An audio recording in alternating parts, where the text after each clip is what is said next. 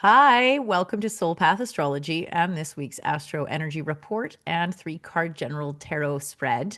I'm Desiree, your intuitive counselor here at Soulpath Astro, and if this is your first time to the channel, welcome. It's such a pleasure to have you here. I hope that you find my particular brand of medicine nourishing and good for your own soul growth.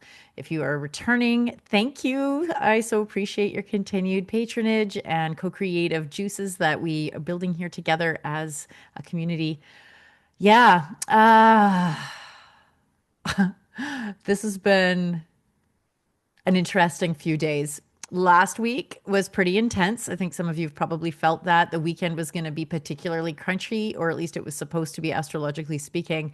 And then we were to turn a corner this week. But my personal experience is that it wasn't so much the weekend. It was more the last couple of days that have been really profound, very intense.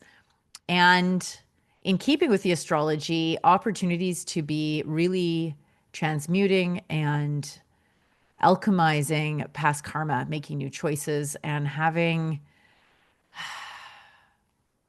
well, I'll tell you something that ties in with the astrology for this week, which is going to be a lot gentler. The anticipation here is that we're going to see, well, first of all, we have a beautiful new moon in Leo. Maybe I'll circle back to the story. We'll see. We'll jump right into the new moon in Leo on the 24th. New moons are beautiful, stainless moments and times where you can really begin something anew. This is where you can tap into what's most longing in your heart for that more beautiful world you know is possible. There's an opportunity to really visualize and anchor into that. I would recommend doing some sort of body movement, somatic dancing, really tapping into what it feels like to sink into the feeling state of having what you already have. New moons would be like manifestation portals. And something that is just really like we've all heard this mind body connection, and some of you have probably heard of sex magic, but I've just come across this body of work that is just feeling so like resonant as far as it being the mind and the body, or the heart, I should say. So the head, the heart, and the hoochie coochie, which is to say your creation portal. So, having your thoughts in alignment with your emotional expression, in alignment with your pleasure, because that is the cauldron, that is the seat of creation. So you need to have all three of those lined up in order for any sort of alignment to happen in your life with respect to manifestation, or to have, and what do I mean by manifestation? To attune to what's meant for you, the thing that you're longing for, you longing for it because it is meant for you. This is, our desires are like breadcrumbs that we're following, and because it's like we incarnated here and we forgot the whole point of being here, and it's like we've been walking around blind, deaf and dumb, trying to figure out how the heck to navigate why we're here in the first place. I mean, that's what this channel is all about, is to help clear some of that fog using things like the chart, our natal chart, astrology, gene keys, human design, tarot cards, and just different practices to help you attune to your deeper knowing. There is no better guidance than the internal guidance that comes from learning how to tap into your intuition, your quiet yes, that feeling of like, oh yeah, this is the thing. This is the thing. That inner compass system, that is the most reliable tool to help you align with your North Star and to live this life and come here to be and experience exactly what you came here to be and experience. I mean, it's often not what you think it's going to be, but you feel it. That's how you know, right? It doesn't necessarily look like what you think it's going to look like, but it feels like what you came here to have it feel like. And so that's why feeling is so important. So new moons are a beautiful opportunity to step into that. And interestingly, as the moon moves into Leo, today, by the way, is the day that the sun moves into Leo. So happy birthday, happy Leo season for all you Leos out there. Yeah, high summer, right? I mean, that's really what this is all about. It's exciting. This is like a quickening of energy. It's like this beautiful period of time where the seeds that you planted in the spring get to start to really show themselves. Like you can start to even see some fruit budding out on what you planted. Some of what you began and cultivated earlier this year is really starting to show fruit, and it's not done. There's still more fruit to come. There's like, it's not harvest season yet, but it's starting, right? And so the invitation here too is maybe to take a little bit of time with that. So, Sun and Leo today, Leo new moon on the Thursday, the 24th. And this is what else is going on. So, Saturn and Neptune, as you know, both retrograde in Aries, it's trining those two planets. So, the moon trining Saturn and Neptune, trines are lovely. Trines and sextiles, these are the more gentle aspects. This is harmonious stuff. It just sort of naturally unfolds. It might feel a little bit lucky almost this week, like things are just happening without you trying too hard. Our moon is our emotional body, it's our feminine nature. So Neptune is dreamy, right? And Saturn is making dreams come true. So, what I just spoke about regarding manifestation, you might find some really cool opportunities, some new lessons, some beautiful new ideas that pop into your head about what actually matters to you. Maybe this week, and this might be your invitation if you haven't done this yet, really consider like, what do you want? Like, have you stopped and really carved out some time to consider what you actually want? Like, what is your heart most long for? If you weren't afraid of being shamed or attacked, if you weren't afraid of failing, if you weren't limited by resources, like what is it that you really long for? And notice how much of you might almost not want to think about that, because inherent in it is like the fear of not getting it. So this little funny thing happens in our brains because our beautiful minds are always trying to save us from uncomfortable feelings. And not getting what you want is one of those really uncomfortable feelings that many of us experienced in childhood and never actually finished feeling.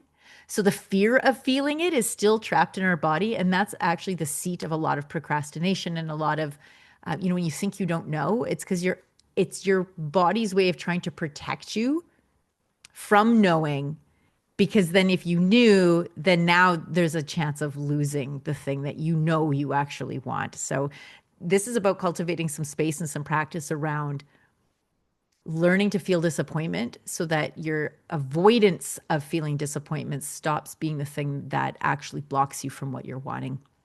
So yeah, so we've got the Saturn Neptune conjunction that's happening in Aries. Moon is trining that on the 24th. And it's opposing Pluto, which is also in retrograde. And Pluto is like, it actually opposes my sun in my natal chart. So it's constantly revamping my sun, my outward expression, my egoic expression. I have had like complete Control Alt Delete redos in my life multiple times where my self concept has come up to be completely revamped. That's what Pluto does. It's like, it's the Tower card energy. It's the letting these, in this case, so it's the moon, not the sun, and I'm the sun, but this generally is the moon that is in aspect to it, but it's a harmonious, it's a trine. So maybe there's some feelings of yours that you're ready to stop repeating over and over again, or more, maybe you're ready to finally, because Pluto is like the underworld and the shadow, like really just finish feeling these things. Like whatever that deepest fear is, whatever that feeling is that you've been like really hoping you never have to feel again, whether it's that profound disappointment or shame or rage, you know, feel it. Do a little practice around feeling it. I'm going to include in the description a link to the lady, her name is Emily, to her work that I just encountered that would just be so profoundly helpful to this end. It's like absolutely her wheelhouse. If that's something that might interest you, I'll just put the link down there. I have no affiliation with her. I've not spoken to her about it. I literally just watched one of her webinars, and so it's really alive in me right now. Maybe it'll be helpful for you too. So I'll put the link down there in the description. Yeah. And then on the 28th, Venus trines Chiron. So if there wasn't enough opportunity for us to heal some really deep stuff, Chiron is our wounded healer, but Venus trining him or sextiling him is this soft, gentle, it's like Oh, it's this loving Venus is our heart. It's this gentle, loving, feminine energy that's soothing the wounded healer. This week is such a beautiful time to be massively introspective and to do a lot of inner self-love. Like really give yourself some space to feel your feelings and move your body, like break out of this habit that many of us have of like holding ourselves stiffly and thinking about our feelings instead of actually like feeling the feelings so that they can finish being digested. Because once you finish digesting them, you don't keep recreating them. But as long as we continue to run away from the thing we fear the most, we'll continue to attract situations that evoke the thing that we fear. So turn around and face your fears. Yeah. Be so gentle. Astrologically, there's so much loving softness. It's like, yeah, we're going to look at this, but you can titrate it, right? This isn't the energy of having it jammed in your face like, a dog holding you, where did you do this? It's not that. This is so gentle and loving and soft. Enjoy that. Let it heal you. Let it finish digesting what needs to digest so that it doesn't come with you as you up level. Because we are in such wild times right now with respect globally to shaking out everything that isn't working anymore. Everything that is from an old system that is designed to control you and keep you small, keep you afraid, keep you away from what you know to be true. It's this beautiful, beautiful time to start working through all of those things so that you don't have to keep dragging that with you because it can't come with.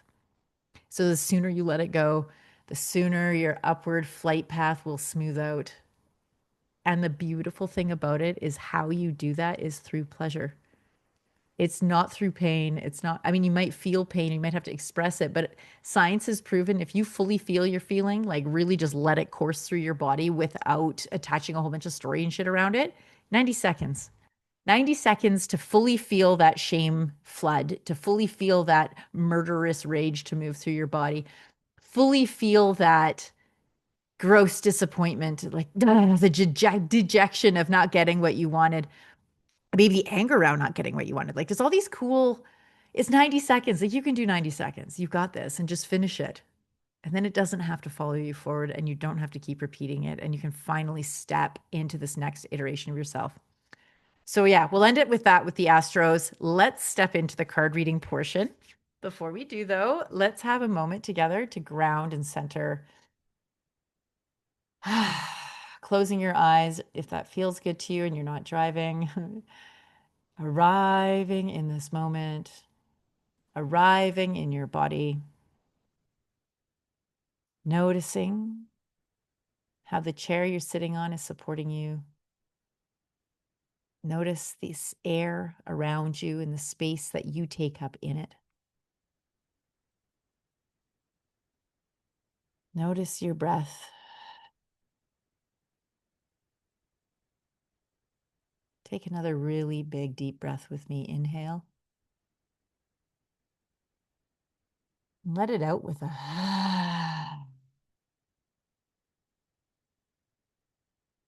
Let's do one more of those.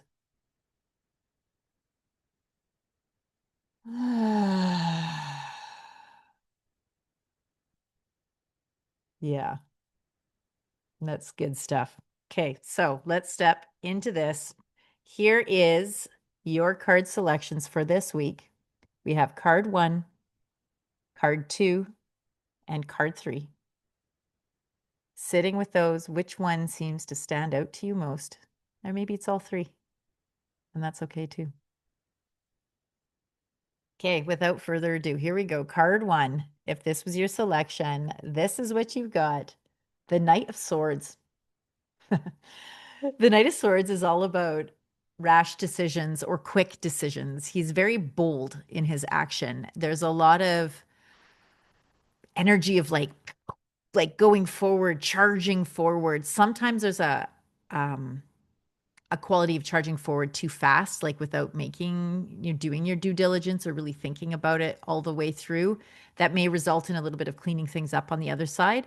But if this was your card, there's this, you know, confirmation of this forward motion that's happening in your life, and that maybe you have a lot of decisions that you've been making quickly, or you've needed to make quickly due to some circumstances, that maybe some choices were made rashly without really thinking them out, and now maybe you're regretting that a little bit, or there's some cleanup around that, and that's okay. All of these things are okay.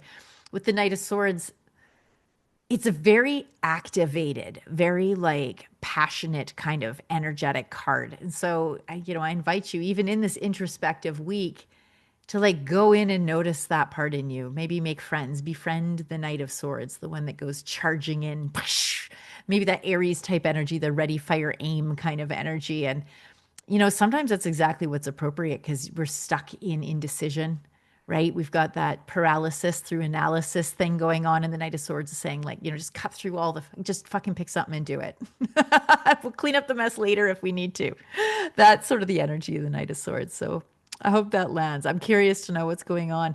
Is it that you've made too many rash decisions and now you're cleaning up the mess? Are you stuck and you're needing the Knight's energy to slash through your own hesitancy and procrastination and just like make a choice? Because the universe can't help you if you're in a stuck car. Like you've got to be moving in a direction in order for life to meet you and help you understand what's your next choice to go somewhere. If we just sit in the parking lot waiting for inspiration, you'll probably be sitting there forever. So start your car, your metaphorical car, and start driving. And just trust that the next right thing will reveal itself to you. And practice during this week of checking in with that internal compass system, that internal GPS, because that's the thing that's going to guide you. So step one is turn it on and just do something. Knight of Swords, just pick something. And then allow your inner guidance system to start to take the wheel. Okay. Card number 2 was this one. Do, do, do, do. The Hermit, and how appropriate for this week. The Hermit is major arcana. I actually personally love the Hermit card because it's like every time I get it, I'm like, oh, it's okay. I'm totally being held and supported and told to slow down, to go within, to connect to my own inner divine light, my own wisdom. In the traditional imagery on this card, he's also holding a staff, which represents our spiritual wisdom. There's very much a quality here of maybe you shut down your social calendar a little bit and check in with yourself, or maybe you reconnect with the people in your social calendar that you can really get real with, that you can really peel away all the masks and you can just arrive with your full, honest, authentic self and share that internal stuff that's going on.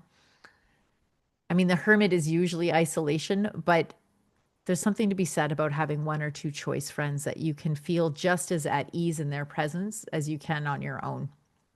So maybe that's something that winds up being the case. But definitely with the Hermit card, there's that invitation to go within, to slow down, to attune,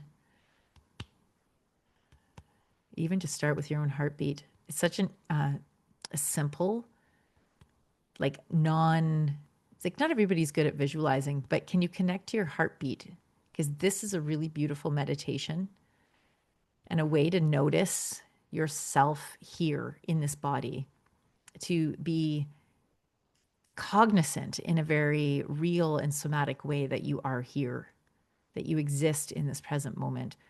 Like so often we're scattered all over the place. And with the Hermit, there's this invitation to just come back, gather all of those parts and just recalibrate. Because maybe there's been a lot going on. Maybe there's been a lot of decision making, Knight of Swords, that's been going on. And now you can come home to this and just let the pieces settle out and see what's next. This isn't about rushing forward into anything of nextness. If this was your card, this is about allowing what needs to bubble up organically. The Hermit. It's okay to stay home today. Last but not least, if this was your selection, this is card 3. This is what you've got. The Two of Swords. The Two of Swords arrives in a reading when we are often feeling trapped between two decisions, when we feel maybe like we're at an impasse and we're not sure what is the best choice. It'll show up when we're at a crossroads. Maybe something has just happened or is about to happen where you need to make a really significant decision, and it is a crossroads. It's an ending of one thing and a beginning of another. It's choosing the thing you've always done or going and choosing the other thing that you haven't chosen before. The what you've already done, you know where that path goes.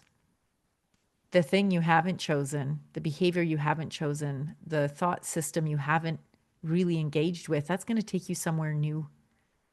And new is where you're going to find evolution, right? I mean, unless you're loving where you're already headed, and maybe you are, and so stick on it. If what you're facing is some kind of a crossroads and your decision is stick with what I know and what I know has been serving me and I love it so much, or try something new, if it's loving, if you're loving it and it's serving you, then stick with it. But I'm telling you something, the universe rarely gives you those choices.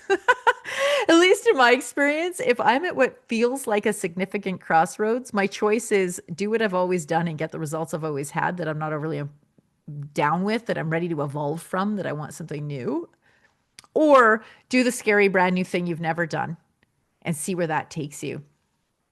And so then you've got to do a lot of somatic body work. You need to do nervous system regulation because we don't create the life we love. We don't manifest the life we love from the dream board. It comes from your nervous system. So if your body doesn't feel safe, you are going to unconsciously sabotage opportunities when they come to you. You're going to push things away. You're going to go with what you know and shrink down. So you have to deliberately cultivate space. This is where the second card, Hermit, would be. So you've got the first card, the Sword, the Knight of Sword. He wants to do new things. Hermit card's like, whoa, let's check in and create some space here.